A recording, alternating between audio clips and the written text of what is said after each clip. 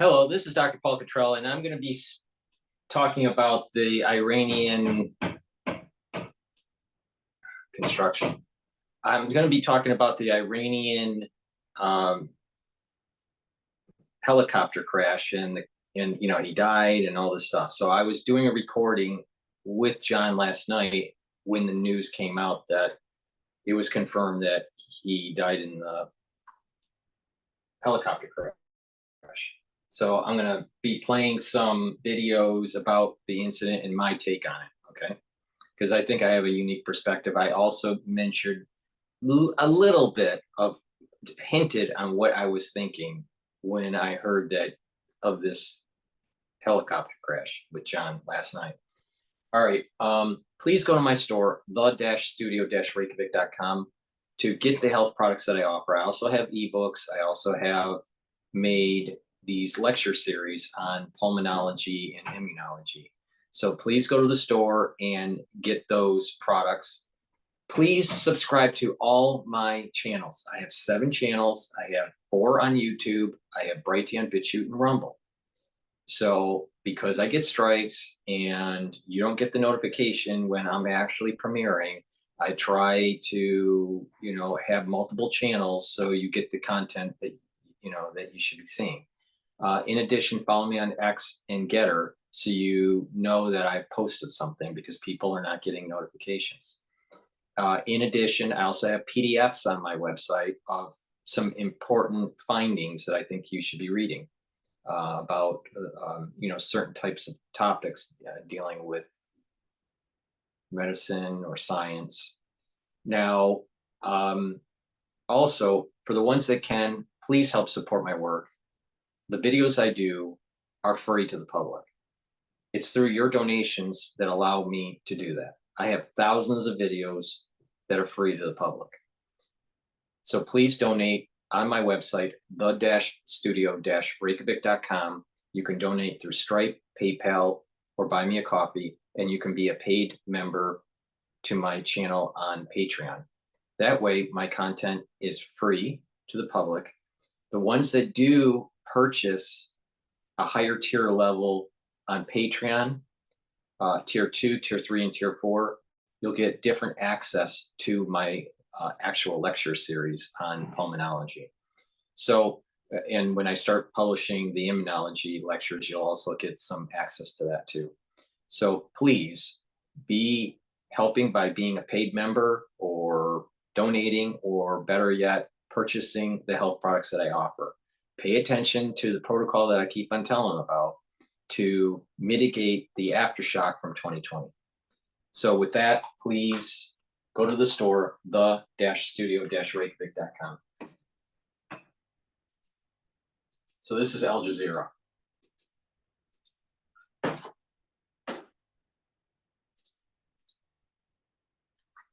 So I think deliberately he didn't want to commit that mistake. It's true that Raisi did fit the profile, even if you look in the way he dressed himself. Almost he was a mini-me of the current supreme leader, and he certainly had the ambition. But I think the key point about Raisi that made him a good successor to the supreme leader is that he was completely subservient and loyal to the current supreme leader, meaning that probably after Ayatollah Khamenei passes, the current leader's office and the Revolutionary Guards would be the ones who would continue to pull the strings from behind the scenes. One thing about the last presidential election that so whet people's appetite and got people thinking about what Ibrahim Raisi's political future might look like was the fact that there were senior figures on that within that particular election, potential political rivals, both moderates and conservatives, that all of a sudden were removed from the list. I mean, that looked very much as if Raisi was being earmarked for a future role at the top of government. That's true, and the current supreme leader also served as president before becoming supreme leader. Also, by the way, succeeding a president who was killed in 1981 in a bombing. But the reality is that the supreme leader also wanted a yes man. He had years of experience with presidents who had challenged his authority, either because intellectually they were superior to him, like President Khatami, or knew the world better, like President Rouhani, or were just troublemakers like President Ahmadinejad. Whereas this guy, President Raisi, was an absolute yes man, and that's what the Supreme Leader liked about him. That's why he cleared the stage for him to be selected, not really elected. All right, thank you very much, Ali Vyas, for giving us much needed context. Thanks for your time. Thank you.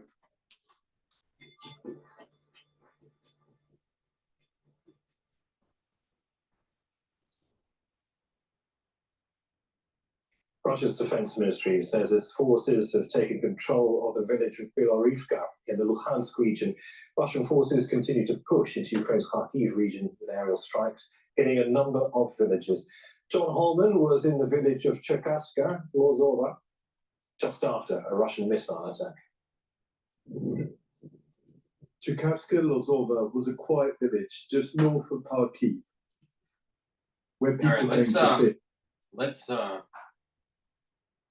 play Fox business on this issue with the Iranian leader. In many ways, I love $29 donors more than I love those big, fat, beautiful $1 million donors. I'm humbly asking for you to. And breaking news this morning, Iran's President Ibrahim Raisi and the country's foreign minister confirmed dead this morning in a helicopter crash overnight in the country's mountainous region. Iran state TV says there was no sign of life following a hard landing due to bad weather and fog. The crash coming as Iran launched an unprecedented drone and missile attack against Israel last month. Joining me now is retired two-star Marine Corps General, Punara Group CEO and author of The Ever-Shrinking Fighting Force and On War and Politics, the Battlefield Inside Washington's Beltway. General Arnold Punara back with me. General, good to see you. Thanks very much for being here. Your reaction to the president of Iran killed last night? Well, Maria, as you know, for your own significant expertise in this region, this is an individual that's cut from the same cloth as the Supreme Ayatollah Khomeini. This is an individual with blood on his hands for the brutal repression of his own people, the organizer of death squads against women and children to get suppressed dissension. This is an individual that's complicit in the first Iranian direct attack on Israel. And whether it was an accident, as early reports are, or sabotage, like was the case of Zia al-Haq in '88, it doesn't really matter. We've got to keep focused on the fundamentals. Iran has an avowed goal of eliminating the state of Israel and wrecking the United States democracy. We need to be extremely concerned about the progress they're making towards a nuclear weapon. I believe they've got enough uranium now for 3 nuclear weapons, and they're expanding their ICBMs. All the condolences initially are coming from the terrorist organizations that are killing Israelis and others, the Houthis, Hamas, Hezbollah. So, Maria, there is no kinder, gentler Iran coming out of all this, and we need to look at this in the cold, hard reality of daylight. Well, that's exactly really where I was going here. We know that the Supreme Leader has led chants death to America. Now we see that the vice president is expected to get elevated into Raisi's spot being the president of Iran. What changes in terms of policy with Raisi and the foreign minister out? Maria, I see no changes because the Supreme Leader Khomeini runs everything. He's a brutal dictator, a brutal repressor of the section, a brutal exporter of terrorism in the region, in destabilization. There isn't going to be any change in the way Iran operates, unfortunately. So it sounds like you don't think this was an accident. Well, Maria, you and I have done this for many, many years, and we know initial reports are always sometimes misleading. And again, I remember, Bruno, I was working in the United States Senate when Zia al-Haq, the head of Pakistan, plane crashed in the mountains in bad weather, and everybody said it was an accident. They learned later it was sabotage. But it really doesn't matter, and certainly there would be reason. He's the first Iranian leader to be sanctioned by the United States, so we don't know. But I think we've got to keep focused on the fundamentals, and that is, how do we deal with the Iran's aggressive export of terrorism? How do we deal with their inexorable march to having a nuclear weapon, which I think will change the calculus of the balance of power in the region substantially, and we can't let that happen. And does the support for Hezbollah, for Hamas, and these other proxies change in any way with Raisi out? It does not, Maria. In fact, as I mentioned, the people that were expressing their condolences early on are the ones that are benefiting from Iran's evil puppeteering of terrorism in that region, money, training, and things like that. Unfortunately, as I said, there is going to be no kinder, gentler Iran originating out of this. It's going to be the same brutal regime that we've been dealing with for many decades. What do you expect the future to look like in terms of the war on Israel? Well, Maria, I think we've not been as prepared as we needed to be, and we've not been as aggressive as we need to be, knowing where Iran wants this ultimately to come out. And we've got to continue to be very supportive of Israel and very supportive of their ability to defend their country. But at the same time, we've got to look at the mid to longer term, which is what Iran is doing in terms of their nuclear program. So I think we're deficient on both fronts right now. I'm extremely concerned about it. And I know my colleagues in the military, particularly those that have had responsibility in that region of the world, that are the former commanders of the U.S. Central Command, I know they share these same concerns. Yeah, at this point, Iran is saying that the first vice president will assume power as the president. You don't think there's going to be any change in policy with regard to Iran being the supporter, key supporter in the Middle East of terrorism? Maria, I do not, because all the power is with the Ayatollah. He runs everything. The Iranian Republican Guards work for him. He's the head of the evil puppeteer, and nothing's going to change. He's got all the power, and he's going to put somebody in there ultimately, again, just like the President Raisi was cut from the same cloth. It's going to be more of the same, unfortunately. All right, we'll keep watching that and talk with you along the way. General, thanks very much for your insights this morning. Okay, I wanted to go to the Times Radio, which I think is a pretty good podcast. Daphne here has finally stopped squealing. Crawl because we in Israel don't expect much change in his absence. So, and I think that makes it even more unlikely that Israel was behind his death. He's not because he wasn't an important person. Yes, essentially you're saying he's a pointless person to assassinate. In a way, yes, but also, accidents do happen in this region. Not every accident that happens is because of Israel, but in this case, yes, his death is not going to change much. 5 days of mourning have been announced in Iran for President Ibrahim Raisi, who died in a helicopter crash. The first Vice President, Mohammed Mokbar, is taking over interim proceedings until elections take place in the next 50 days in Iran. In a moment, we're going to speak to Dr. May. Before he goes to his guest, I also have in the description of this video and my other videos, you can join my WhatsApp group, which is growing slowly, but join my WhatsApp group to get updates on important things. And you can also follow me on Apple Podcasts and Podomatic. So the links are in the description of this video. Mayor Javin Danfar, who teaches the Iranian Diplomatic and Security Studies course at a university in Israel. But first of all, we're going to speak to Mazia Bahari. She is the editor at IranWire.com, an Iranian journalist who was imprisoned in the country and cannot return. Welcome to the show, Mazia. Nice to be here. Thank you so much for coming on the show. Tell us what you know about what has happened to the president. What happened to the president? What is the thesis in Iran, as it were? Straightforward helicopter crash, or do people think it was something more sinister? Well, there are always conspiracy theories, but most people who think logically and rationally think that it was an accident. Of course, it's an unnatural accident because the president and the foreign minister both were in the helicopter, and also they were using a very old American-made helicopter, which Iran purchased before the 1979 revolution. So the helicopter was at least 45 years old, and which I think in a normal country, both the president and the foreign minister should not be on a very old plane, flying in a very, very bad weather situation. So from what we know, someone from Iran, someone who is a member of the government in Iran, called us around 3 p.m. local time yesterday and told us that the government knows about the death of President Raisi and they were working on the messaging. So we published the news at that time and we said that the government knows about the death and they're working on the messaging. And it seemed that our source was right because it took the government about 7 to 8 hours after we published the news to announce the fact that the president is dead.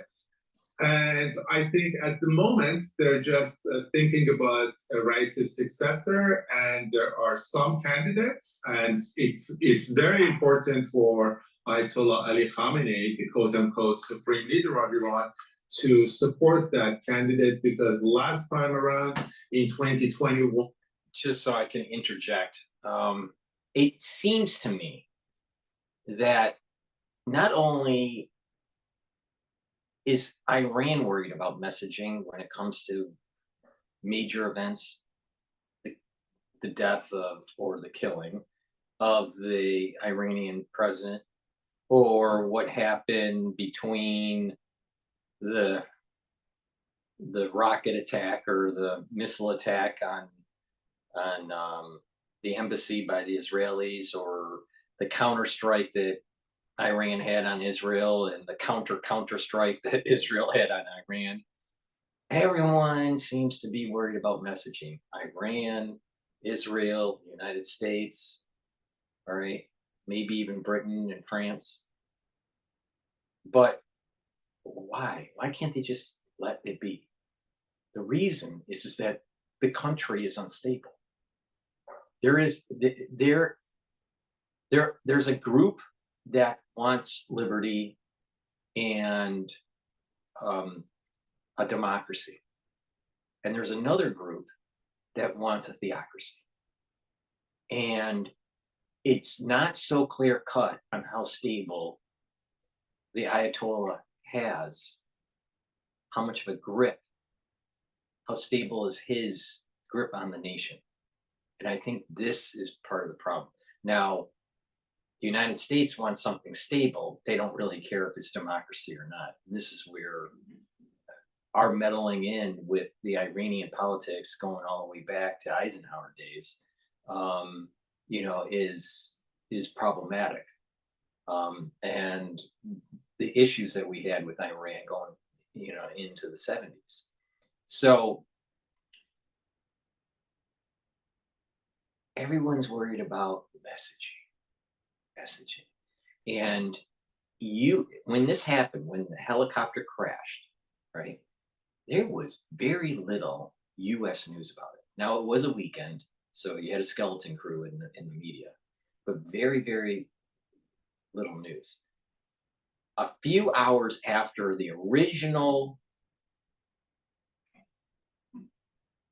news announcement that the helicopter crashed, information was starting to be posted on X about him being dead, but the president of Iran being dead, and the finance minister,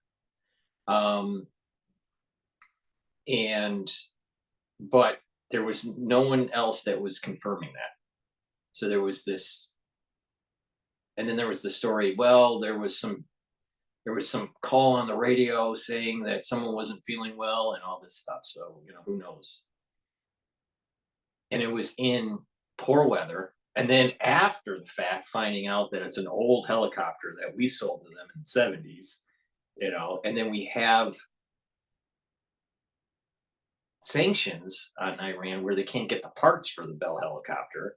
So things are probably falling apart within that country because of the sanctions.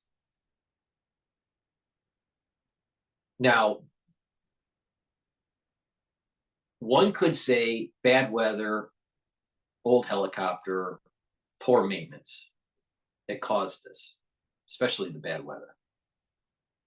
Another part could say that this was targeted by the United States or by Israel, most likely Israel, if that was the case, or some faction within the government. because there's instability that's happening in the government. Remember, this guy's the guy that was killed was marching towards theocracy because he was going to be the next Khomeini, right? So, or, which is what I hinted at when I was talking to John Webb, or not John Webb, John Hogue, mixing George Webb and John Hogue, two totally different people. John Hogue, John Hogue, he, when I was talking to him, he, I said, what if there is some Godhead that did this? There seems to me to be a metaphysical element to this. And that we think, and I'll expand on this maybe later in this video, but we think that things are stable because of our actions, that we are in control of these systems, these complex social systems. And at times it may seem that way, or at times it may be that way. But there are things that can happen that are chaotic. They go into a new phase, something totally radical, a phase transition, or a chaotic attraction, and the past thoughts to control the system no longer work. The rules of the game change. All right. And because the United States, this is my take on this, because the United States is not willing to let Israel complete the mission in Gaza with Rafah by holding certain types of weapons, and not accepting this concept of, the covenant and the right to the land biblically, and this march towards the Temple Mount being rebuilt, trying to prevent that. Perhaps some sort of things are happening that will accelerate the process. All right. Remember what I said. I said that in the end, when that happens, I don't know what date or what year, but in the end, there's going to be a larger boundary for Israel. That means the Sinai Peninsula. That means the West Bank. That also means east of the river that goes into Jordan. And it also means parts of Syria and Lebanon. For that to happen, some sort of chaotic event needs to take place.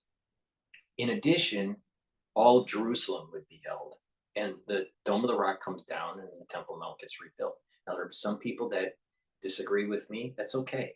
But I'm just saying this is how I see this.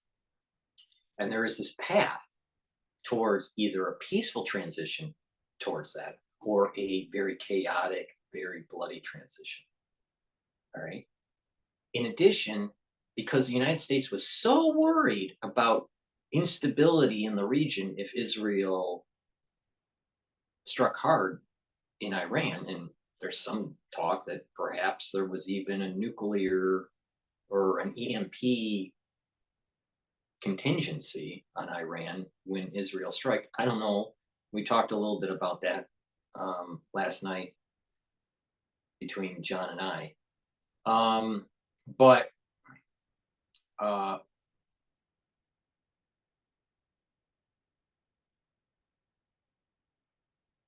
there seems to be the hand of God, or a Godhead, that is intervening in these events and causing a chaotic situation where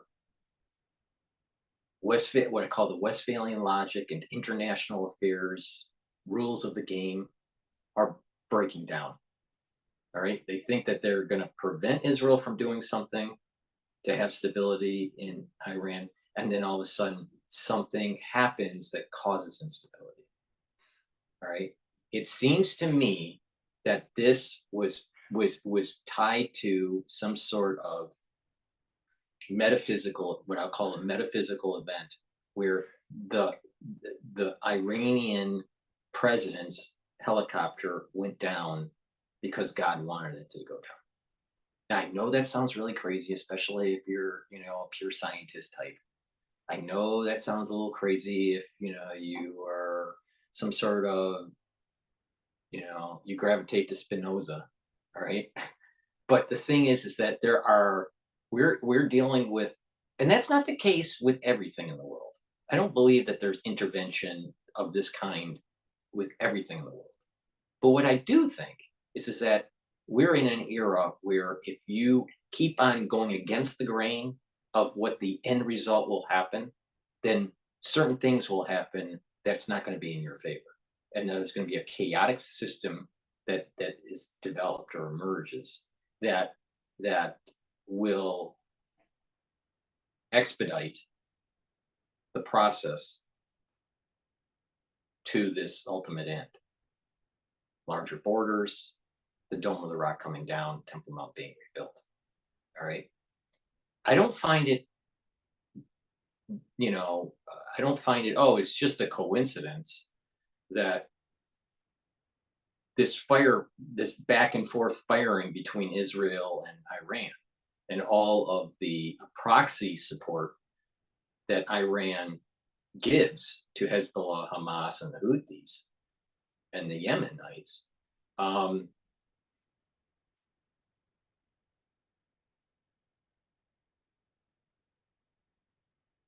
it's not by accident we're seeing this. There is some sort of retribution that's taking place. If we subscribe to the idea that this is a metaphysical event that we're seeing, something biblical, something where there's the hand of God that's taking place here. Now, it is possible that it was just bad weather, old plane. It is also possible that the Israelis targeted the damn guy. And we'll never know. They'll never come out if it was targeted. But I do find that it's very odd that the United States was so worried about instability from the retaliatory strike from Israel onto Iran. And they have been tying the hands of Netanyahu in terms of Rafah. I find it that this incident leads to instability in the region. And now they don't know who's the next guy in charge after the theocratic leader leaves or dies. And now who's the president? The ones that were potentially the runner-ups are gone now. So that's created a new instability. And I think that's part of the reason why there was kind of a silence. Now, what's odd is what Alex Jones has mentioned and other people have been stating, that the weather pattern has been swiped from record in that region. Now, why?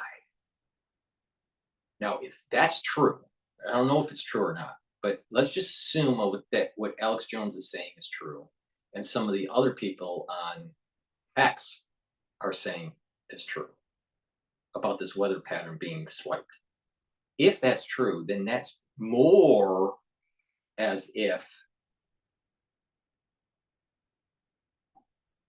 some sort of operation took place by the Israelis or the United States or even both. Okay. And it wasn't the hand of God. So, I don't know for sure. No one knows for sure, right? The thing that puts a little bit of a wrinkle into the metaphysical thought is this swiping of the weather. Why would it have been swiped? Now, maybe it was swiped later, to hide some sort of activity that was going on. Or maybe it's weather related. Maybe there's some weather weaponry that we're doing. And, I don't know. You know, it could be some nefarious activities by the US and or the Israelis. Or it could be some sort of metaphysical intervention.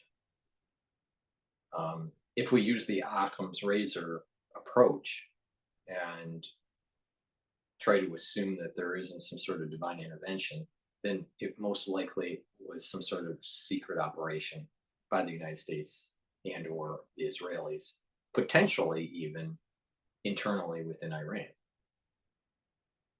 independent of Israel and the United States. But what I do find is that if the United States wanted to take them out, then they're worried about instability. It seemed like they were worried about instability with the firefight, right, between Iran and Israel recently. Then why would they decapitate the head of state only to cause more instability?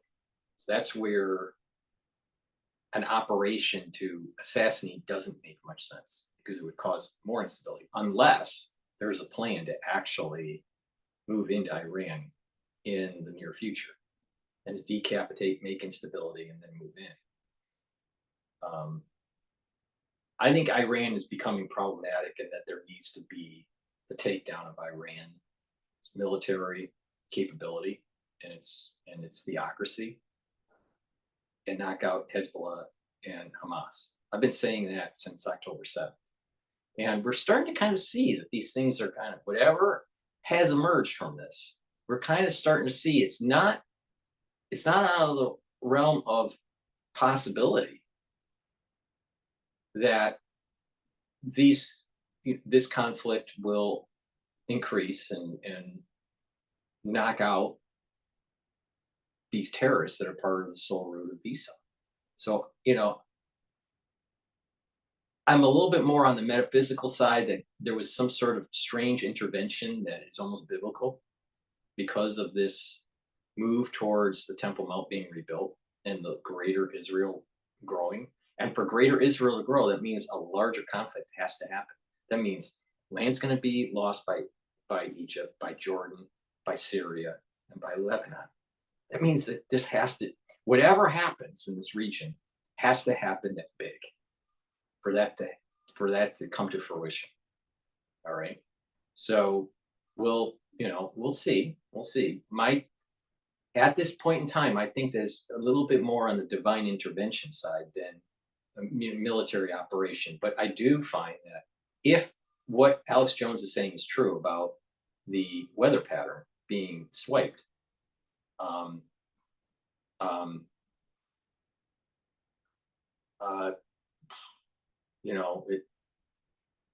it's strange what's going on there. Some evidence of weather weapon, some evidence of covert operation. Who knows? Who knows? And Raisi, we cannot say that he was elected as president of Iran. He was selected by Khamenei, and many candidates, including some conservatives, including some allies, Ayatollah Khamenei, were disqualified from running. So we have to see who will be Khamenei's selected president this time around. So you were imprisoned by the regime. In fact, you can't return to Iran. We know that there's a huge amount of internal dissent in Iran on the one hand, and we also know that Iran is obviously engaged in this geopolitical issues surrounding the Israel-Gaza war. This president is largely ceremonial. Does it affect the balance of power within the regime in any shape or form? It does. I mean, the president in Iran is like a prime minister in an absolute monarchy.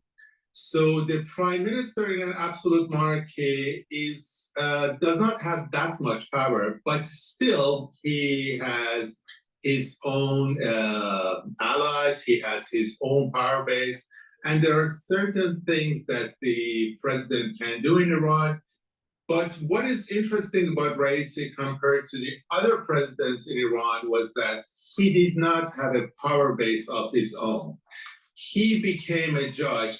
Are your kids in grades 6 to 11 Harvard has made SAT and ACT score submission optional in its admissions process. If they don't require SAT and ACT scores, how will Harvard and other Ivy League... He First of became a all, judge. that commercial is an old commercial because Harvard decided to reenact the ACT. Very early age, around I think 19, 20 years old in 1980. And then he served the regime loyally. He served the Ayatollah Khomeini in the 1980s. He was a member of the Death Committee in 1988. He was one of the 3 people in charge of killing more than 5,000 political prisoners. And then he served the government loyally again as a judge and as the Supreme Leader's representative in the city of Mashhad, being in charge of a very large industrial and commercial complex. And then he became the head of the judiciary. But throughout that time, Raisi was not famous for having a base, having a power base. Other presidents in Iran, Ahmadinejad, Rouhani, Khatami, they had their own power bases. Raisi was defined by his loyalty to the supreme leader, Ayatollah Khamenei. And because of that, Khamenei supported him. And the next president will most probably be a person that Khamenei will choose from his supporters who do not have a loyal base of their own, because Khamenei is 85 years old. He won't be living maybe for a long time. He could be potentially choosing his successor, so it'll be fascinating to see. But thank you so much, Mazia Bahari, editor at IranWire.com. We're now going to speak to Dr. Mir Javed Dafar, who teaches the Iran Diplomatic... Before we go to the next guest, please go to my store, the-studio-reykjavik.com. Get the structural nano silver liquid. I have max 14 and max 35. Also, I have structural nano silver solution at different ppms and price points. So take a teaspoon of it a day. If you're not feeling well, take a tablespoon or 2 a day. You gargle with it, you swish it in your mouth for about 20 seconds or so, and then you swallow it. All right? Take it every day, and what that'll do is neutralize pathogens and help boost up your immune system.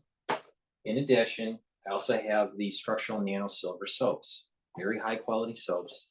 I have it in oatmeal spice, lavender, lemongrass, and peppermint. And the last one I have is charcoal, tea tree. So please go to the store, get the high quality soaps that I offer. Get a couple bars for your house. You'll like it. It's very high quality. In addition, if people purchase the liquid, right, I recommend, if you haven't already purchased, also get the applicator. Because these are big bottles, it's hard to carry in your bag or whatever. And what you would want is to put some liquid in these bottles. All right, this is the 3-set applicator. There's a nasal spray, there's a dropper, and then there's the spritzer. All right, and you just put it in your bag, take it to work, spray a surface. You can also, spray the back of your mouth or your hands because it neutralizes pathogens. And you can use it as a dropper and a nasal spray, especially allergies or not feeling well because of colds or whatnot. So get the applicator set so you can travel. It'll help you to travel with it in your bag, or you're going to go to work or whatever. I also have structural nano silver gel. This is dual purpose. You put this on your hands, it will stay active for 5 hours. It'll neutralize pathogens. All right. You can put it around your mouth, around your nose, lightly coat your nostrils, around your eyes, around your ears. Okay. You can also apply it to a wound to help it to heal because it's keeping it clean. And in addition, it will also help heal abrasions and minor burns. So it's a skincare also. You can apply it on your skin even if you have no problem. Apply it on your skin. right before you go to bed, and then exfoliate in the morning. And what you'll notice is your skin is clearer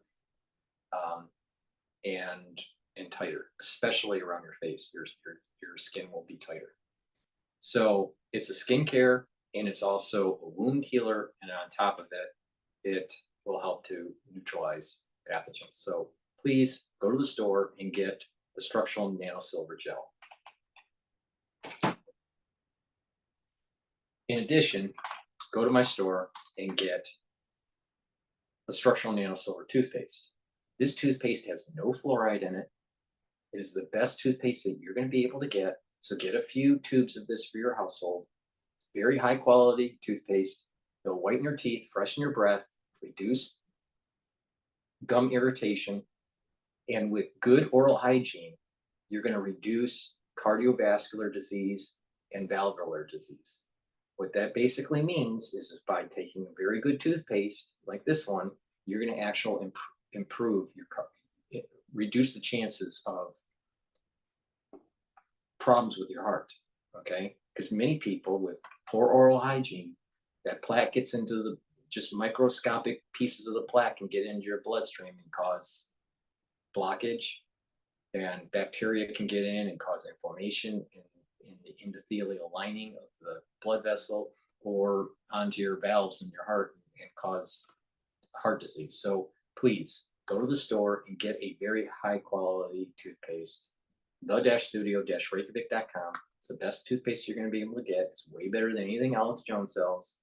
So help support my work, not Alex Jones, and get the toothpaste. Get a few tubes of this. This is PNN. Security studies course at a university in Israel and is Iranian. Welcome to the show. Thank you. Thank you for having me. Tell us what the situation is like in Israel. Who would obviously, I see they've had to issue a denial. They were involved in the helicopter crash, but obviously Israelis will be watching this with intense interest. Yes, the question that all Israelis, when Israelis want to know is, will this lead to regime change in Iran? Because Israelis, more than perhaps any other country in this region, want the Islamic Republic to fall, because the 1979 revolution was a disaster for Israel. Before the revolution, Iran and Israel had good relations, and afterwards, the Islamic Republic of Iran decided to become Israel's biggest enemy and to support various proxy groups against Israel. To be honest with you, the absence of Mr. Raisi is not going to change much. He was not, as Maziar said quite accurately before, he was not a major player.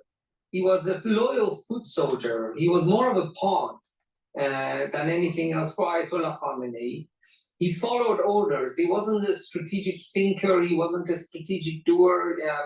He didn't have a security background, nor did he have a foreign policy background. So he wasn't. The future is not just going to happen. You have to make it. And if you want a successful business, all it takes is an idea. Have a foreign policy background. So he wasn't much of a player when he came to the Middle East. So we in Israel don't expect much change in his absence. So, and I think that makes it even more unlikely that Israel was behind his death. He's not because he wasn't an important person. Yes, essentially you're saying he's a pointless person to assassinate. In a way, yes, but also, accidents do happen in this region. Not every accident that happens is because of Israel. Because of his analysis that he wasn't that much of an important person, all right? I just find it very strange with everything that's going on in the region. So this leads to the thing that we think we understand the system, either who's the important players or who's not. There are people that are not very important and then eventually become very important later in life, all right? If you look at the trajectory of, let's say, Hitler, all right, in his youth and when he was, during his college years in art school, you would think that he would have been a know-nothing, or even when he enlisted in World War I, all right? But he ended up being a major player on the political stage. So, this is why I keep on saying be careful when you think you understand a complex system, because most likely the moment that you think you understand it, there's something emerging that you don't understand that will radically change your understanding of what's going on. All right. And I think that's what I was trying to convey with John Hogue yesterday. This is that there's a chaotic attraction that's taking place. There's something emerging that we do not understand, and that I'm putting it in the bucket of the metaphysical. All right. Now, it may seem from our lens that it's just an accident. All right. Because he's saying that there was no reason for the Israelis or United States to knock this guy out because it was inconsequential. I think he was more consequential than you think, especially for the current regime. But, you know, if we take his stance that there was no reason for Israel or the United States to knock this guy out, then most likely there's a bigger dynamic. See, people think linear. And this is the problem that John Scheimer, is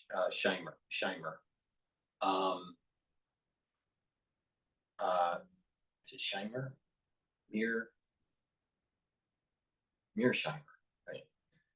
He's an international political guy. I think he's from Chicago, University of Chicago. But he was kind of the three big guys to study in international affairs. It was Kissinger, Mearsheimer, and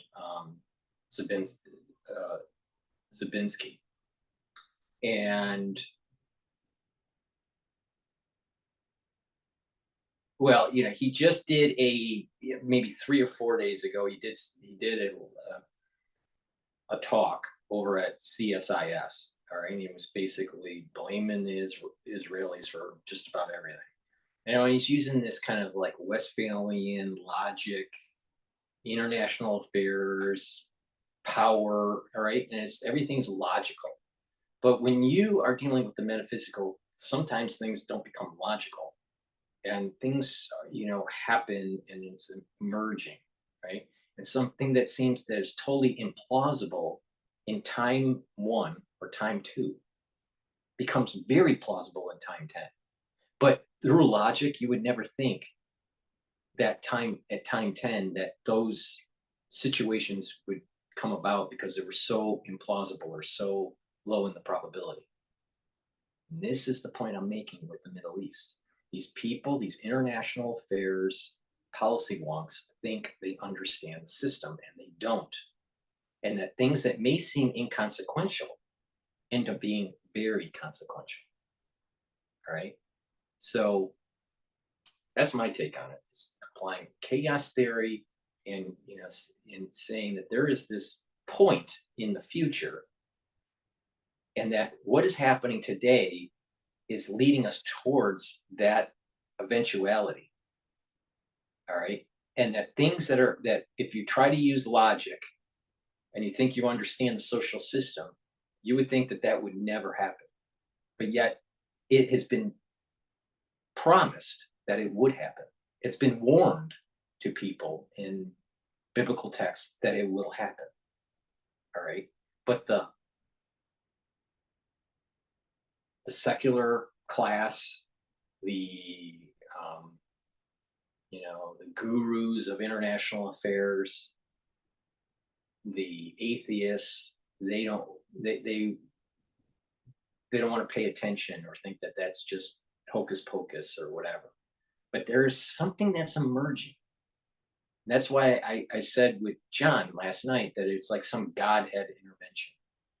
There's some sort of intervention that's taking place that creates a chaotic thing that will lead towards this eventuality that I'm talking about in Israel. With that said, please help support my work, because where else are you going to hear about the Godhead intervening and killing the Iranian president? Perhaps. Please go to my store, the-studio-reykjavik.com, and get the D3. It helps to absorb calcium. It'll also help with gene expression. So it's a cofactor for gene expression, so you get proper gene expression. In addition, it'll help to get rid of infected cells through apoptosis. So get D3, it's really important. It's also great for cardiovascular health. I've told you in many videos on how it helps with cardiovascular health. Good night formula, very important to get 3 cycles of REM sleep. Try to get it every night. If you're not getting REM cycle sleep, take the good night formula. It has melatonin and tryptophan and some other compounds in it. But please take this. If you're not sleeping regularly, you'll need this, because the 3 cycles of REM sleep will give you well-restedness. It'll help to detoxify the body. And by getting into REM cycle sleep, you're going to be consolidating memory. So it's really important for overall health and well-being. Make sure that you're getting proper sleep. If you are not getting proper sleep, or you know someone that's not getting proper sleep, take the good night formula, or tell them to take the good night formula. Go to my store, the-studio-reykjavik.com. But in this case, yes, his death is not going to change much. He wasn't a strategic. Yes. Let me ask you this then. Inside Iran, there's a huge amount of dissent and obviously opposition to the regime, which is brutally suppressed. We saw pictures of sort of fireworks being let off in the sky, which were an indication, perhaps, at least that's how it was read, of ordinary Iranians perhaps celebrating the death of one of the leading members of the regime. Will it potentially have any impact at all in giving, I mean, this sounds a brutal thing to say after somebody's died, but this is the real world of politics, give people, you know, frankly, the feeling that they've scored a victory against this brutal dictatorship? Oh, from what I can see on social media, Iranians are tremendously happy. And I hear the same from Iranians who are based in Europe, who speak to their family and friends in Iran. This guy is not the best of the bunch, all right? So getting rid of him is going to cause this potential instability. I'm going to diverge a little bit. I've been getting into watching documentaries on the history of France, right? Trying to go all the way back to actually the fall of the Roman Empire and all the infighting that was happening in France, and then so pre-Charlemagne time, and then Charlemagne time period, and then his sons and their sons and all this stuff, and then the modern arc of France. So it's like the history of the Franks and of France, all right? But there's a lot of similarities with I think some of the things that are happening in the United States with political strife, you know, especially with the upper middle class and the poor. There's kind of an aristocratic kind of class that is starting to emerge in the United States, while everyone else is being left behind, and they have the power, right, in politics. So there's this swelling of kind of a revolution that's starting to take place that is beyond, what seems to me emerging in the United States is a French kind of revolution, not an American revolution of 1776. All right, so it's something a little bit different. All right, and it's going to tear the country apart. And how that expansion of the Franks into Austria, right, led to eventually the conflict between France and Germany, you know, in the 1870s, right? That leads to, you know, 1870s, 1880s, 1890s, this swelling that's taking place that leads to World War I. you kind of like see this happening, but you have to step back and look at the full arc of that country, right? And in France, it's it's followed the Roman Empire all the way to modern day, so it's covering a lot of history, while the United States has a smaller time period to having to explain its full arc of history. Basically it's around 1600s. Some people would say that you can go all the way back to 1492 type stuff, right? But it's small compared to some of these other European countries and their big arc of history. So this instability in France and how these democracies or these regimes just fall apart because of this infighting may actually be taking place, or we're seeing the emergence of it in Iran. And here's that whole chaotic thing that I'm saying is that, yes, a helicopter in the fog crashes or hits this, hits the mountain, right? We don't know if it crashed, did it fall out of the sky and hit the ground, or did it hit the side? The way the pictures look, it was like the side of a mountain kind of thing. Or did it just hit the mountain because of the fog? Who knows? I've never been in a helicopter, and I don't think I ever want to be in a helicopter. But so there's this thing that kind of can be explained on this plane, Oculus, but in a higher plane, there is a God willed it to happen. If God thought that this guy was a great guy and there needed to be some sort of intervention on the positive and keep him alive, then that would have happened. All right, but at a higher level, at a metaphysical level, this incident, even though it may seem somewhat benign, may actually lead to something very chaotic. Hence, in the vein of this turmoil between the people and the ones that are running the government, like we saw in France, same thing could potentially be happening with Iran. I don't think Iran's stable at all, and that it won't take much for a revolution to take place.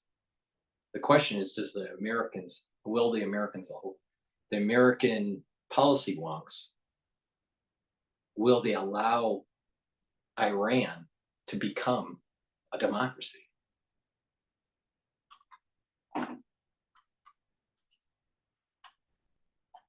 Got tremendously happy. Number one, because Mr. Raisi was one of the judges who sentenced to death somewhere between 3,000 to 30,000 Iranian prisoners. We're not sure exact number at the end of the 80s. And number two, he was a very close associate of Ayatollah Khamenei, and Ayatollah Khamenei trusted him greatly to carry out these orders. And people of Iran increasingly view the enemy, the Islamic Republic and Ayatollah Khamenei as their enemy. So when one of his foot soldiers dies, this has created a lot of, unfortunately, we have to say, happiness inside Iran. And last but not least, one of the areas where Mr. Raisi did have relative influence, and I emphasize relative, was the economy. And he did a terrible job of it. The inflation, he pushed it up. The inflation was pushed up under his tenure to 45%, which is almost unprecedented average for any post-revolution Iranian president. So not at the very least, you can say not a lot of people are going to miss him. So that's done. All right, so let's go to democracy now. The liberal, God, I can't stand this. This news is funded by viewers like you. Please support our work. This woman is such a flaming liberal. God. To help support my work and for me not to have a heart attack by watching flaming liberals like this one from Democracy Now!, please go to my store, the-studio-reykjavik.com. and get the multivitamin. It has cofactors to help with proper enzymatic activity. That basically means that your cells will be working properly. So please go to the store. There's a whole list of great vitamins in this multivitamin. Go to the store, the-studio-reykjavik.com. Take this every day, and it's part of your health protocol. All right? It's easy to digest. It's a very high quality multivitamin. All my products are very high quality. In addition, boosting up your immune system is really, really important. You should be taking lignans every day. It's a powder. You mix it with your water or food. Take it every day. Why? Because in the post era of 2020, immune systems are disrupted. They're down-regulated, or they, there are issues that people are starting to see, that they're just getting infections more often, or their body just isn't performing pre-2020 levels. Immune systems, many people's immune systems are disrupted. In addition, a disrupted immune system has a higher probability of leading to cancers. So you want to improve your immune system. This is part of this anti-aging protocol that boosts up your immune system. It's important to take lignans to boost up the immune system. This is for males and females. They'll also help with hormonal health and get those hormonal axes working. All right. So, and that means your thyroid, that means your adrenals, that means your, sex axis for males and females. The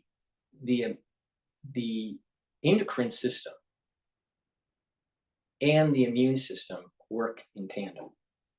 A bad endocrine system will mean that you don't have as much of a robust immune system.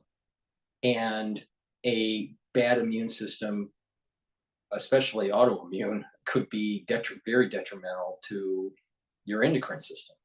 So it's really important to have good hormonal health and good immune health.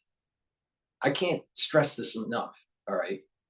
Now I can get really fancy with the medicine of this, on how these systems work, but go to the store, the-studio-reykjavik.com, get this powder and take it every day and boost up your immune system on top of the other things I've been telling you. The immune system needs to be robust. It helps to fight cancers. It helps to prevent pathogens. It helps to get your body in homeostasis. So good hormonal health and good immune health is super important. Now, many people have, especially when they listen to crazy liberals like this one, get brain fog. All right. To prevent brain fog, please go to my store and get the Clarity Factor. Clarity Factor will help to get those dendrites firing, get those neurotransmitters firing, and those dendritic connections, those dendritic connections between the neurons, right? You'll have a presynaptic nerve and a postsynaptic nerve, and the cleft, the space between them, and that shoots a neurotransmitter. Well, if you're not firing properly or something's blocking it, you're not getting the signal to your postsynaptic nerve, and you'll start to have these things recede. There's a recession that takes place. So there's the dendritic recessions that are taking place, and that's part of aging. We can slow that down by staying active, training your brain, reading, writing, talking to people, thinking positive, all right, and taking clarity factor, and you get those neurons firing and get those dendritic connections to get more robust, and you'll be thinking quicker, and you're going to consolidate memory better. We're all going to age, but we don't have to age fast. We can age slow. All right. So the key here is to take that many people have brain fog these days. Now, in addition to taking the clarity factor, you should be taking the other supplements that I've been talking about, but you should also filter your water. No fluoride in the water makes you stupid. All right. And stay away from processed foods and foods that are GMO. That way you're detoxifying your body from all that crap that modern society is putting into your food supply. And you're getting those dendrites to fire and get those better connections, right? And by doing that, you're going to improve your memory. And then over time, in a very short amount of time, you're actually going to have that fog go away and you're going to actually think quicker. So please go to my store, the-studio-reykjavik.com, and get the clarity factor. Now, perhaps if she took the clarity factor of this liberal from Democracy Now!, maybe she'd be a Republican. democracynow.org/give. This is Democracy Now!, democracynow.org, the War and Peace Report. I'm Amy Biffin. The Iranian president, Ibrahim Raisi, and the foreign minister, Hossein Amir Abdullahi, were killed on Sunday in a helicopter crash along with 6 other officials and crew. Iranian state TV gave no immediate cause of the crash after wreckage of the helicopter was found early Monday in a mountainous region of Iran's northwest following an overnight search in blizzard conditions. Raisi was returning from Iran's border with Azerbaijan to inaugurate a dam when the crash happened. Iran's supreme leader, Ayatollah Ali Khamenei, declared 5 days of public mourning, announced Vice President Mohammad Mokhtar would serve as Iran's acting president until elections are held. The 63-year-old Raisi was elected in 2021 in a vote that saw the lowest percentage turnout in the Islamic Republic's history after major opposition candidates were disqualified from taking part. For more, we're joined in Washington, D.C. by Trita Parsi, Executive Vice President of the Quincy Institute for Responsible Statecraft. Trita, welcome back to Democracy Now! If you can just respond to what I don't know if you noticed, but there's definitely an asymmetry with her face. She seems to have muscle tension issues on her. When you're looking at the picture here, it would be her left side. Okay, so on the right side of the picture, and this the face is just not. There's asymmetry there, definitely asymmetry. I wouldn't say it's a Bell palsy kind of thing, but definitely there's something wrong there. Iran. Talk about the death of the president and the foreign minister and what this means. This is, of course, a major event in Iran. Both the president and the foreign minister and several others have died. And it's something that is... Quincy Institute for Responsible Statecraft. See what I mean? There's a bunch of social engineers that are trying to just, put their theories of international policy at work to force some sort of consensus and new world order. You know what? It's really simple. Have a constitution and have the people decide on how they want to be governed within the context of the Constitution. And those rights that are enshrined in those constitutions are rights for all the people.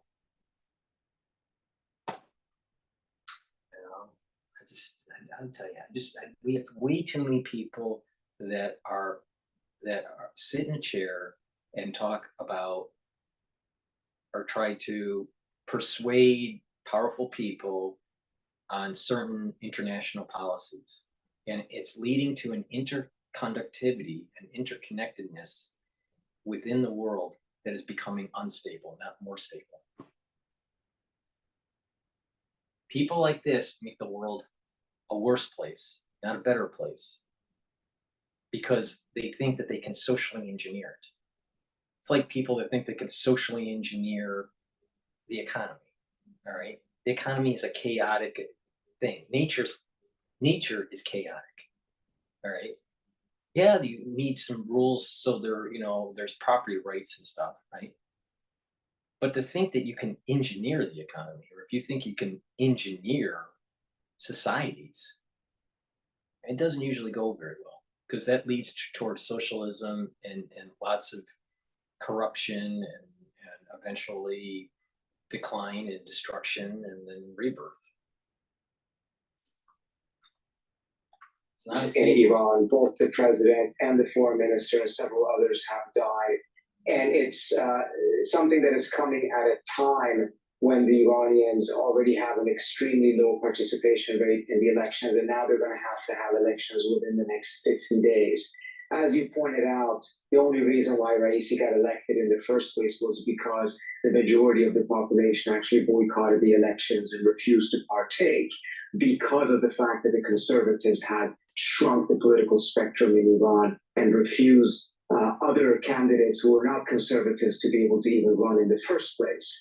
Now the regime is going to have to try to whip up and mobilize voters and excitement for an election within 50 days, and it has to make a decision. Is it actually going to allow other candidates to stand, or is it going to continue on the path that it has set out for itself, of which these elections increasingly become rather meaningless in terms of actual democratic value?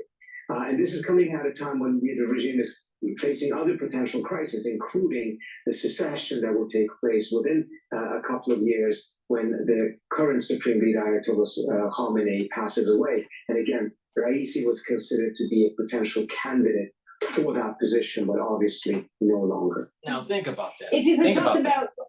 Everyone is talking about a hot war, all right? And John and I talked about it last night. John Hogue, all right? And the hot war, there's different thoughts. The hot war is like immediate and it's like very delineated, or you can have a hot war that is smoldering, slow, very similar to World War I or World War II, right? It just kind of slowly kind of tiptoes right into a larger and larger conflict, all right? So from the United States point of view, as we said last night, it seemed like World War II started in 41. Well, really, it started 2 years before that, all right?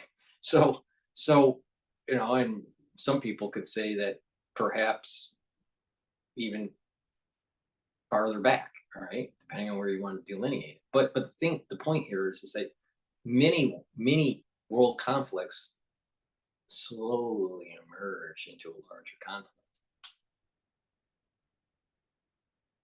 If the theocrat dies 2 years from now, all right, we're talking 2026 or 2025, depending on when he dies, all right?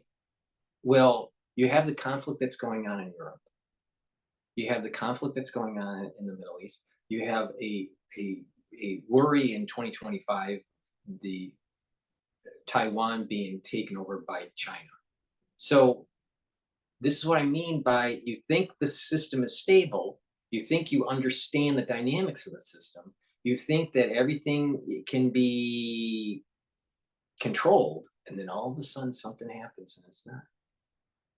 This is the point I'm making. And certain people that are key players on stage are exiting, and others are coming in that are unknown. And because of all these unknown variables, something catastrophic can emerge.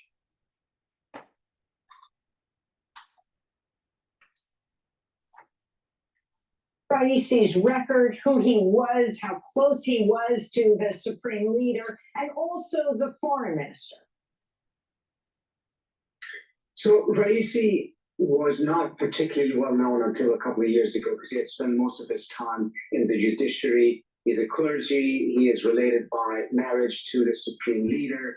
And frankly, has not been a particularly impactful president or influential president. At the end of the day, he seems to have been selected precisely because he was pliant to the supreme leader, because he would not do what previous presidents had done, which was to actually challenge the supreme leader and the hardline establishment. Raisi clearly has not done that. But if we were to take a look at what are the main policies that he's been driven, it's really difficult to identify them. Imagine if this had happened to Hassan Rouhani, the previous president, during the height of the nuclear negotiations, for instance. It would have thrown a major wrench into those negotiations precisely because Rouhani was such a strong driving force for resolving the nuclear issue diplomatically. There is no equivalent to that with Raisi being a key driving force of such a policy or any major policy in which his absence will actually be particularly felt. If anything, most of the current policies of the Islamic Republic are likely going to continue unabated, even with him being absent from the scene. We don't know the exact cause of the crash, although weather has certainly been talked about. I wanted to read this from AP, Trita. Iran flies a variety of helicopters in the country, but international sanctions make it difficult to obtain parts for them. Its military air fleet also largely dates back to before the 1979 Islamic Revolution. Airnote published images it described as Raisi taking off in what resembled a Bell helicopter with a blue and white paint scheme previously seen in published photographs. And, you know, you have Washington Post saying Iran hampered by sanctions from getting parts and maintenance materials for government aircraft has suffered several high-profile helicopter crashes in recent years. Talk about this. Yeah, so few countries have as many aircraft and helicopter crashes as Iran, which to a very large extent is due to the fact that the US sanctions have prevented them from being able to service those planes and get spare parts for them. In fact, as part of the nuclear deal, the Iranians were going to buy a large number of Boeing aircraft, as well as getting Boeing to service the planes that Iran already had, its fleet mainly coming from the 1960s and 70s. Boeing executives actually their technicians actually went to Iran to investigate the planes and returned and concluded that they would not service those planes because they were in such a bad shape that Boeing did not want to take on the liability of having serviced them because they would likely crash even with that service and Boeing would be liable at that point. So it refused to actually service those planes. That tells you something about how bad of a shape the Iranian fleet is. And this is, of course, overwhelmingly as a result of the sanctions. The former foreign minister, Mohammad Javad Zarif, blamed the United States because of the embargo weakening their fleet, saying these will be recorded in the list of U.S. crimes against the Iranian people. Trita. So this is obviously a line that many in the government will take in Iran and point to these sanctions. But I think there's also another message that comes with this, which is that they're really pointing to this being an accident. And this is an effort for them to put to rest any speculation that perhaps there was some foul play, whether it was internal players or external players. At this moment, for instance, they will be adamant about denying that that Israel had anything to do with this, despite the fact that under normal circumstances, they would be rather quick to blame the Israelis. It would simply be too embarrassing to admit or even entertain the idea that the Israelis have the capacity to be able to essentially kill the Iranian president and foreign minister. Okay, I want to be very clear here. There's no evidence that Israel was involved. I'm just raising this as a point as to why they are very active in trying to blame this on an accident. It is because they want to put to rest any such rumors, not only because of the embarrassment, but also because they do not want to see an intensified infighting inside of the regime, mindful of the fact that Raisi was a contender for the next supreme leader. Of course, Raisi was in charge during the crackdown on protests that led to the deaths of many and imprisonment of many others. after the death of Massanini. And then this weekend, we got word that BBC reported that the jailed Iranian Nobel Peace Prize winner, Narges Mohammadi, says she's facing a new trial after she accused the security forces of sexually assaulting women. She said in her statement that she was dragged to the unjust and farcical court's table again due to her protest and disclosure of the religious regime's men's sexual assault against women. What will happen now that Raisi and the foreign minister are dead when it comes to, you think, protest, when it comes to what's happening with Why didn't she ask the question about the support that Iran has with Hezbollah, the Houthis, and Hamas? Knocking this guy out, either metaphysically, by accident because of the weather, or some sort of operation by the Israelis or the U.S. or both. It could be a good thing.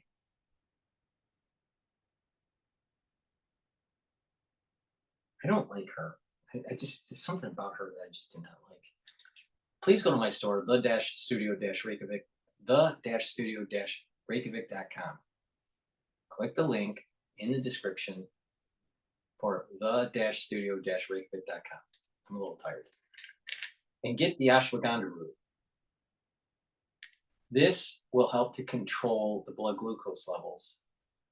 In addition, it will help to bring down inflammation. You take it with the turmeric, which is an antioxidant, and it brings down inflammation. And this is part of that other aspect of the protocol, bring down inflammation. Inflammation is a key driver for disease. Bring down that, and you're reducing the chronicness of these diseases. Now, it's very important to take a probiotic. I have two types of probiotics. I have it in a capsule kind of form, and I also have it in a powder form. I take the powder, there's a scooper in here. You take 1 scoop a day, you mix it with food, or you mix it with water, and you take it. It's important that you take a probiotic every day to get a good gut biome, because it has been found that a good gut biome will help you to absorb energy, improve the that inner lining of your gut, right? The cells that are facing the lumen, and so you're getting energy absorption. In addition, by having a good gut biome, you're going to have proper metabolism and that communication between your gut and your liver, and your gut and your brain. It has been found that certain bacteria that's not in the gut, all right, if you don't have them, people will have a tendency to become depressed. Okay, so depression can be linked to, but not the only reason for depression, but can be linked to poor gut health. All right. In addition, and this is just a strange fact that I read recently. Our body, all right, has 1 trillion or more cells. There are 40 trillion bacteria cells in the average human body, right? That's healthy. In addition, there are 10 times that in number of viral particles in the human body. Now, not all bacteria are bad for the body, obviously, and not all viruses are bad for the body. All right. And the key here is realizing that we live in a give and take environment for good health. All right. So if you had no bacteria in your body, you would die. All right.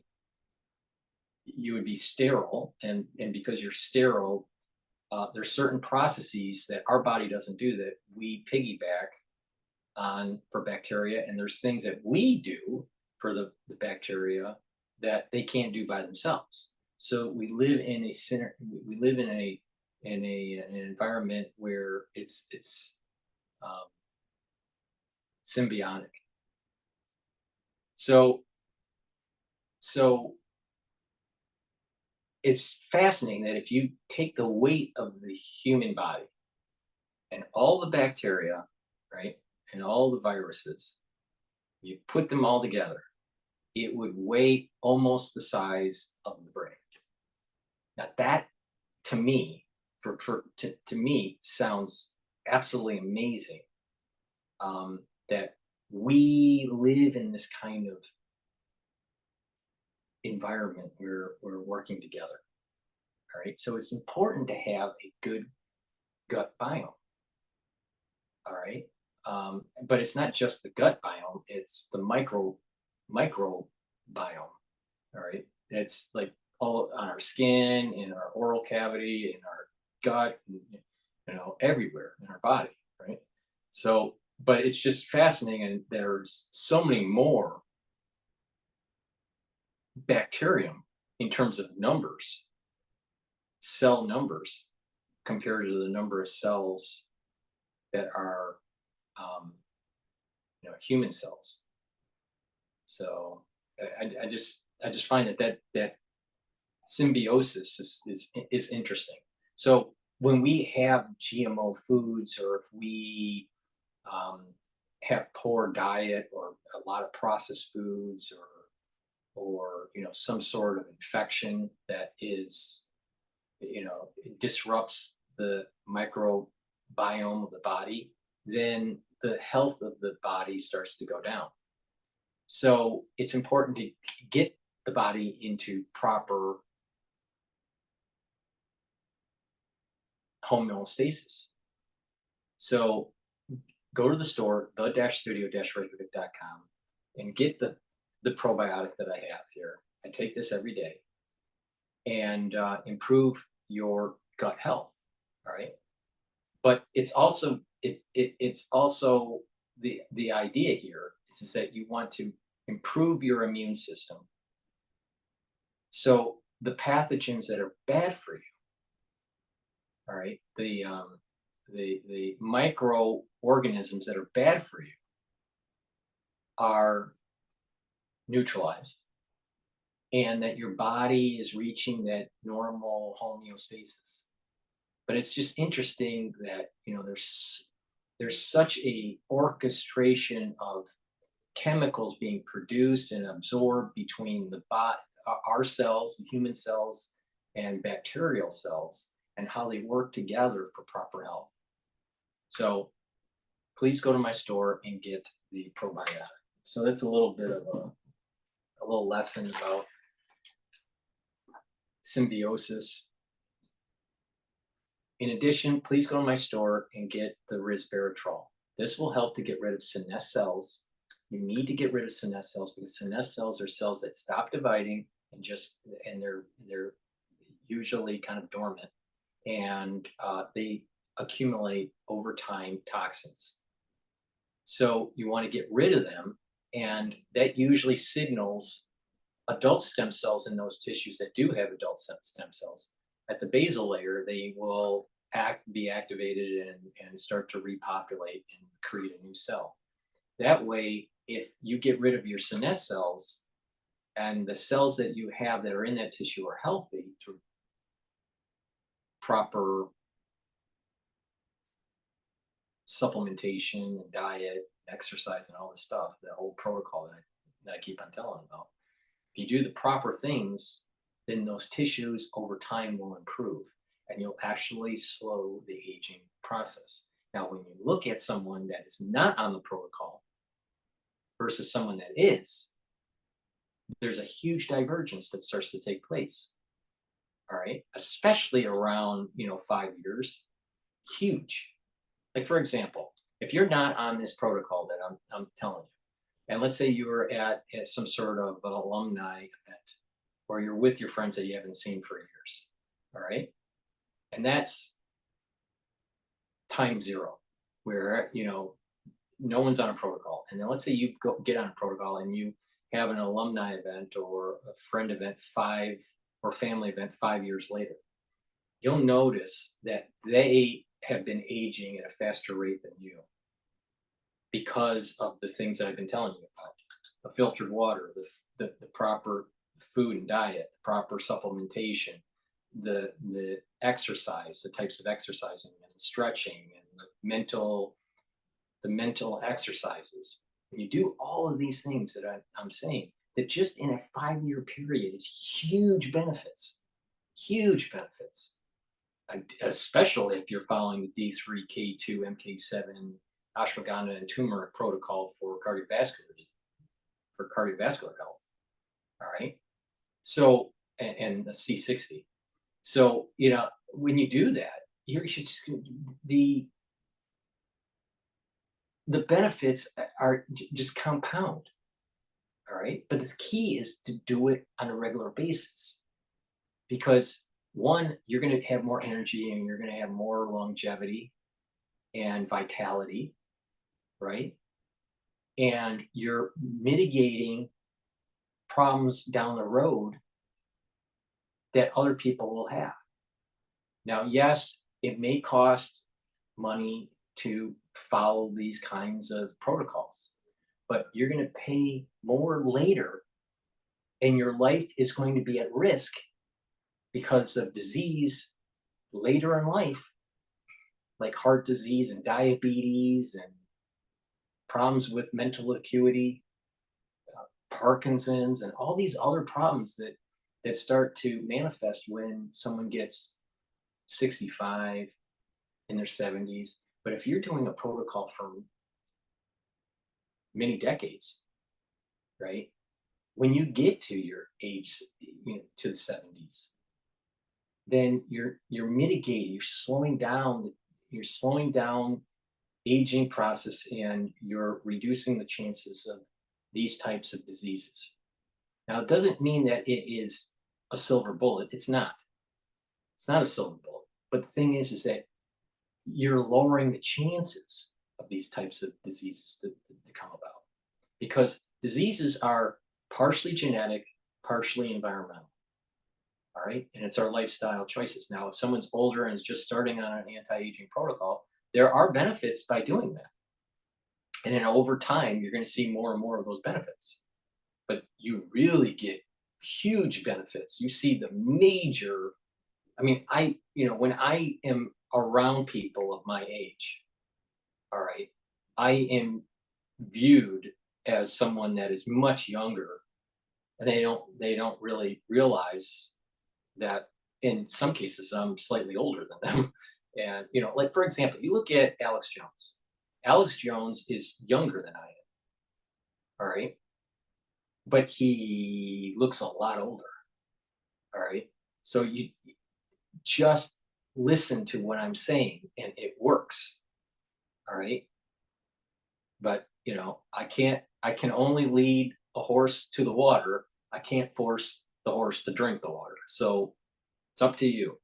So please go to my store and get the resveratrol. It's part of the anti-aging protocol to get rid of senescent cells. Vitamin C, good for your skin, but it also helps with the immune system. If you're not feeling well, take a double dose of it. The reason why it helps with the skin is it cross-links with collagen when you drink about 64 ounces of water.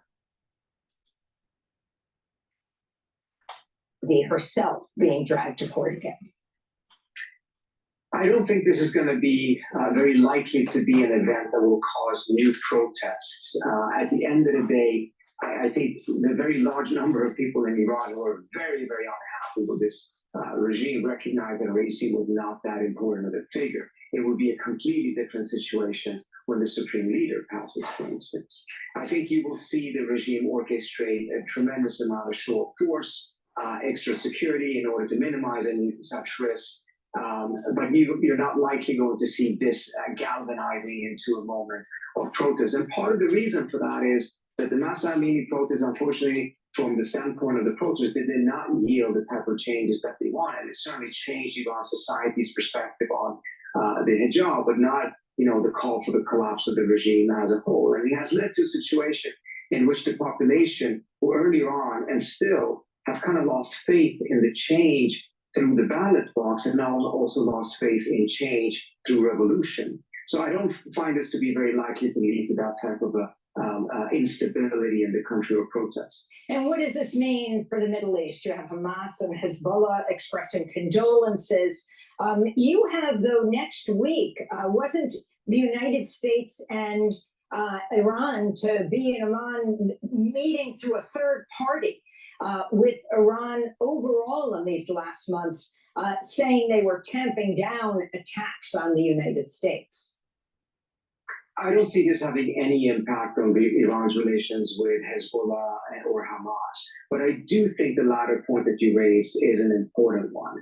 Over the course of the last couple of weeks, we have seen how the United States and Iran have negotiated quietly behind the scene in order to be able to temper their own tensions and get an end to the attacks by Iraqi and Syrian militias that have been aligned with Iran against U.S. troops. The Iranians did put pressure on them to cease those attacks because the Iranians don't want to see a broader war in the region. If this leads to some sort of a debilitating crisis, not an existential crisis for the regime, but one in which they will be somewhat paralyzed in the foreseeable future, it can lead to a situation in which their control over some of these militias will weaken further, and that some of them, many of them are more hawkish than Iran, more eager to take on the U.S., will actually restart their attacks on the United States. That would obviously be a very bad situation for the U.S. and the Biden administration, particularly mindful of the upcoming elections. Trita Parsi, want to thank you for being with us, Iranian American, Executive Vice President of the Quincy Institute. This is Democracy Now! Even though they're ultra liberal and they want to create chaos and destruction and socialism. Democracy Now! Yeah. It's a constitutional republic. Constitutional republic. All right, let's see what Bolton has to say. Because he is a person that doesn't really like. It won't make your coffee, but it will help crush your sales goals. Dialpad AI for customer service, sales, and team collaboration. All in one app. For more, we want to bring in Ambassador John Bolton. Ambassador, thank you so much. I know you have served in very high offices, including during the Trump administration. You were the U.S. ambassador also to the UN under George W. Bush. So a lot of insight to take into consideration here. President Raisi, he was seen as Ayatollah Khomeini's handpicked choice. He oversaw some violent crackdowns on anti-government protests we've seen in recent years. And as well, he oversaw the first direct attack on Israel by Iran. So what does his death mean for the country and for the broader region?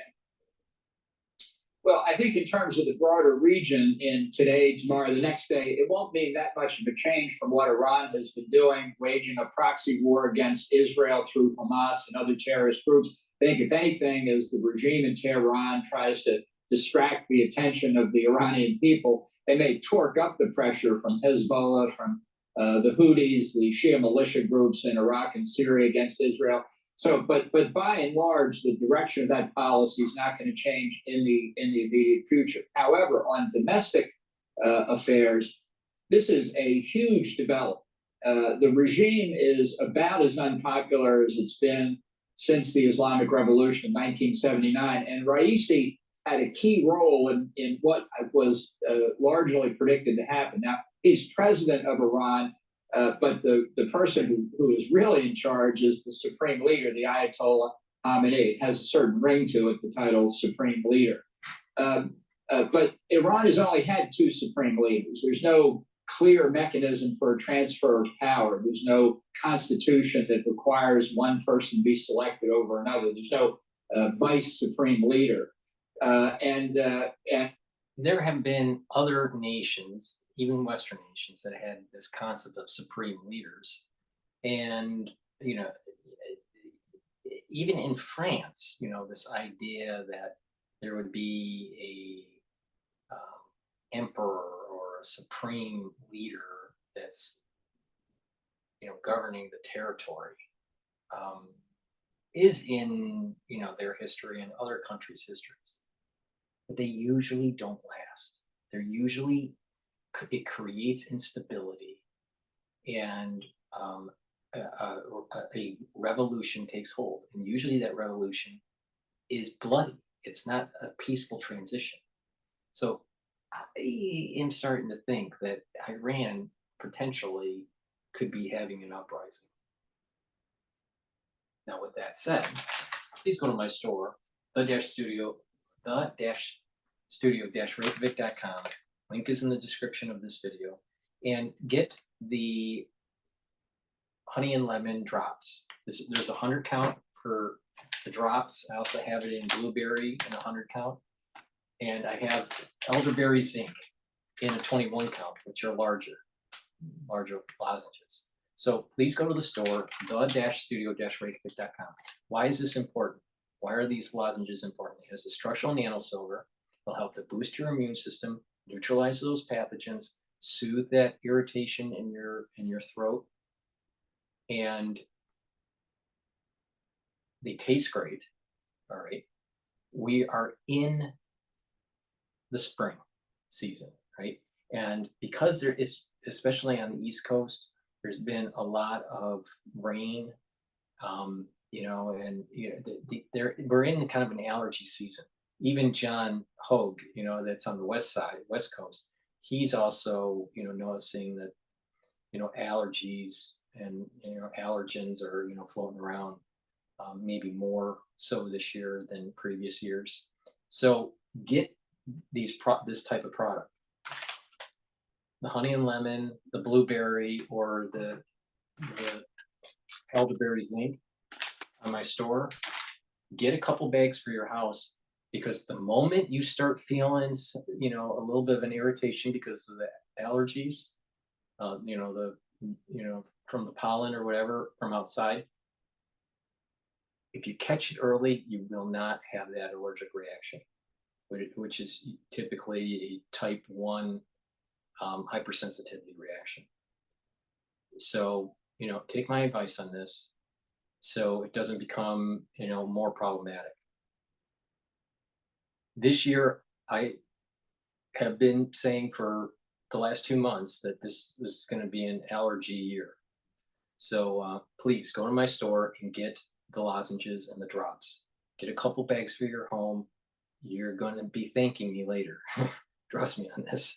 So the-studio-reykjavik.com. The link is in the description section of this video. Raisi, as you said, was thought to be the leading contender that would to be made president first to help achieve a smoother succession. With Raisi gone, there's no backup to replace him as president. And the Ayatollah Khamenei's son actually was also thought to be a contender to replace his father. So there's a real risk here in a fragile situation that if the opposition in Iran begins to make itself felt again, that the regime could find itself in very unstable, uncharted territory. And it's already unstable. In Iran's vice president, Mohammed Akbar, is now acting president. From what I've seen from the state-run media, this person oversees the government. But you said it time and time again, Ayatollah Khamenei, he is the one who is in charge. What do we know about this vice president, and will he really be just in that position almost symbolically? Well, it's according to the Constitution, which really doesn't mean anything if the Supreme Leader decides to the contrary, but there'll be what they call a presidential commission with this acting president and other Iranian officials, basically charged in the next couple of months to set up an election for a full-time president. So at least in theory, they're in kind of a holding pattern, kind of a caretaker government to get a new election set up. But I'm not sure they're going to be ready to do it in 50 days. This is not a free and fair election situation.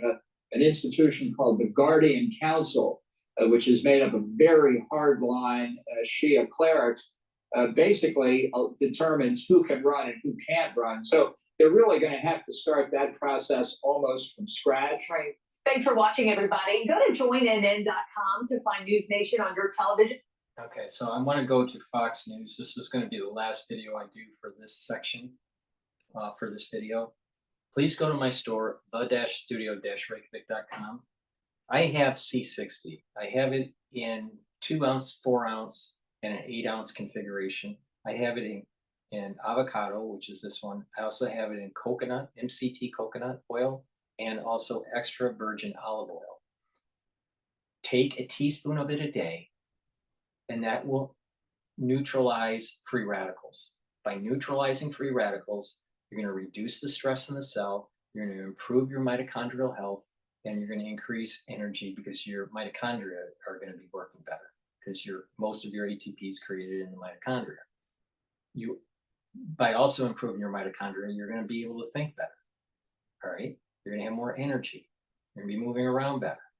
Right, your neurons need a lot of mitochondria to shoot those neurotransmitters, so to produce those neurotransmitters. So please go to the store, the-studio-reykjavik.com, and get the C60. When you neutralize the free radicals on a regular basis, what will happen is that your tissue will get healthier and that there's less aging that's happening at the cellular level and at the tissue level. Therefore, your organs are going to perform better. And when your organs are performing better, your endocrine system performs better. When your endocrine system performs better, you are reaching homeostasis. In addition, when your cells are performing better, your immune system is performing better. So this is a very potent antioxidant. Take a teaspoon of it a day, especially on an empty stomach, for better absorption. If you work out, take it before your workout. You're going to recover quicker because you're neutralizing those free radicals as you're producing them while you're working out. All right. So please go to my store and get the C60 in either avocado oil, MCT coconut oil, or in extra virgin olive oil. All right. Go to the store, the-studio-reykjavik.com.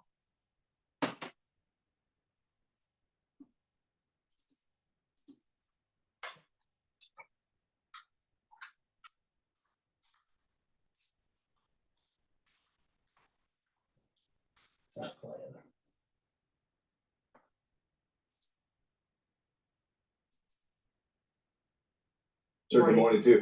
I have a number of things to talk to you about. I think we had 3.5. Because I met a lot of the people at Fox, because Fox was affiliated with Catholic Charities for its events like the gala events, and so their news anchors would come to the event. So I've met a lot of people. I've met Sean Hannity, Bremer, Megyn Kelly when she was part of Fox, Judge Jeannie, and some others. But the key, even Bill O'Reilly when he was part of Fox. But when it comes to Bill Hemmer, he in person looks like such a wuss. He's such a wuss. I mean, it's amazing. He's totally different in person. House Armed Service Committee, Foreign Affairs Committee, sir, good morning too. I have a number of things to talk to you about. Yeah, morning. The wheels of justice grind slowly here in New York, I tell you. I think we had 3.5 days of court last week. It looks like maybe 3.5 days this week, maybe 3.5 days next week.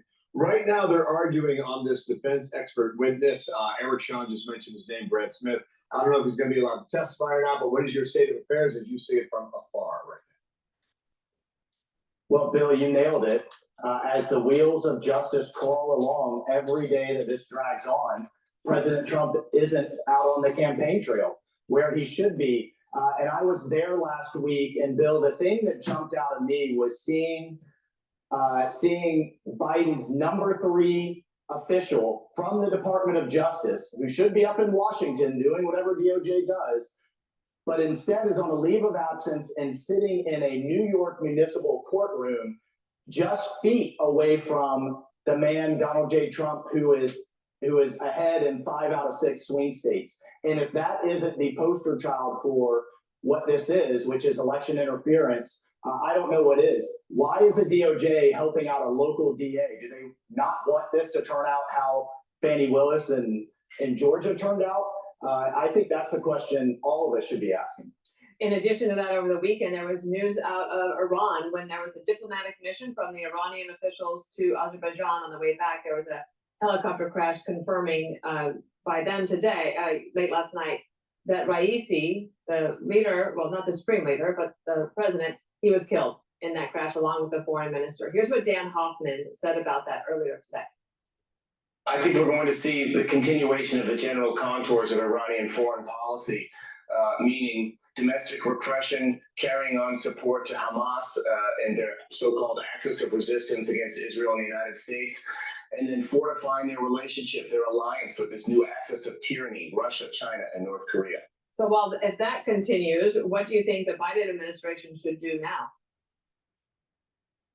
Well, first, I just want to say good riddance to Raisi. No one should be shedding a tear for the butcher of Tehran that was responsible for the deaths of tens of thousands of dissidents as a prosecutor. And then, of course, shooting schoolgirls in the street, literally in the Masa Amini protest, the girl who was murdered by state police for not wearing a hijab. So good riddance to Raisi. He's bringing a good point. This is the reason why there's this infighting within Iran. There are people that want a democracy. There are people that want secular freedoms, but there's this theocracy that is controlling the population. Now, if some sort of event takes place, either divine or by accident, or some nefarious actors take them out, right? It potentially will be the wedge that is needed to start the revolution, start the takedown of the theocracy and something that's more democratic that will flourish. What my worry is that the United States always seems to pick the wrong path. They feel as though, for whatever reason, it seems as though that the United States history is not about moving towards democratic ideals for other countries. They want people that they can control. So they need some sort of theocrat or some sort of autocrat kind of government. So we'll see what happens, but hopefully there is some sort of revolution that takes place in Iran that moves towards democratic ideals. Please go to my store, the-studio-reykjavik.com. I have 2 types of deodorant. I have the citrus, and I also have peppermint, lavender, and tea tree. Both of these deodorants are for males and females. It has no baking soda in it, and it has no aluminum in it. It's made from essential oils from the Himalayas. It's a very high quality deodorant bar. Get a couple bars for your household, and it'll also, because of the high quality of the ingredients, will help to detoxify your body. So it's dual purpose. Very high quality deodorant bar. So please go to my store, the-studio-reykjavik.com. In addition, there is also a even better bar on my store, the-studio-reykjavik.com. And by getting the even better bar, it will help with bug bites, to help to heal and stop the itch of the bug bite. You can put it on a muscle if there's a muscle ache, it'll help to relieve the muscle ache. You can rub it on abrasion and help to heal the abrasion, or a cut, help to heal the cut, or a minor burn. In addition, if you apply it on your skin as a skincare every day, then you'll notice that your skin is softer and smoother. So the even better bar on my store, the-studio-reykjavik.com, is also a multi-purpose bar. So, and that bar is also made from essential oils from the Himalayas. So please go to the store, get the even better bar for skin health, and also the deodorants, very high quality for males and females.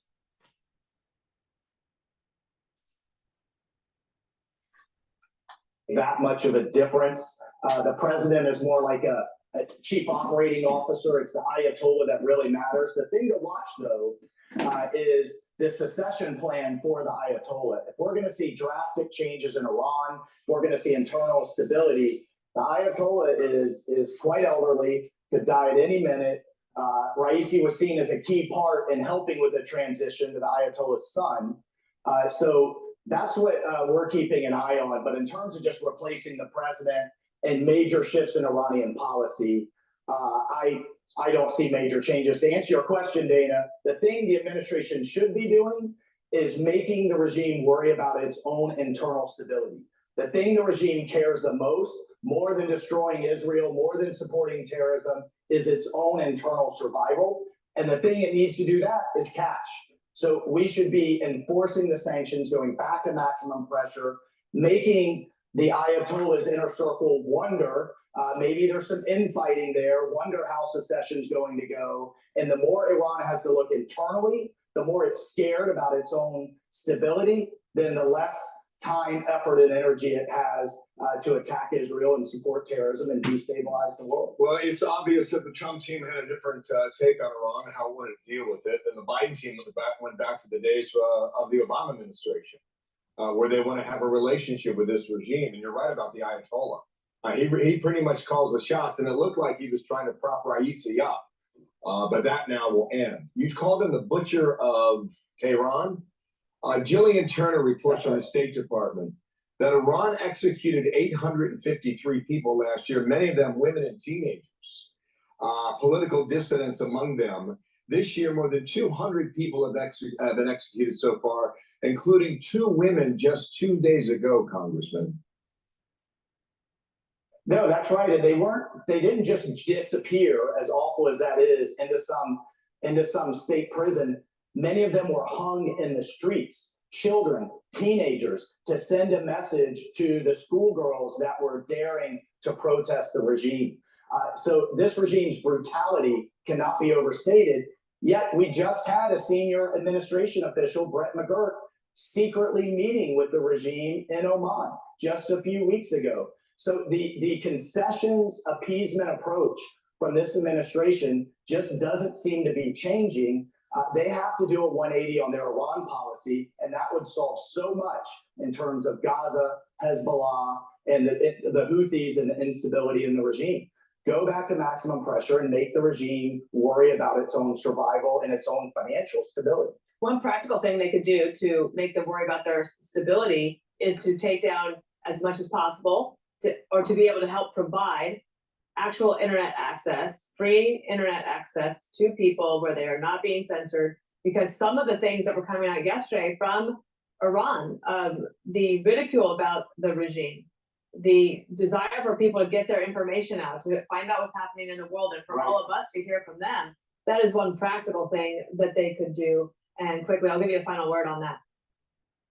Well, that's right.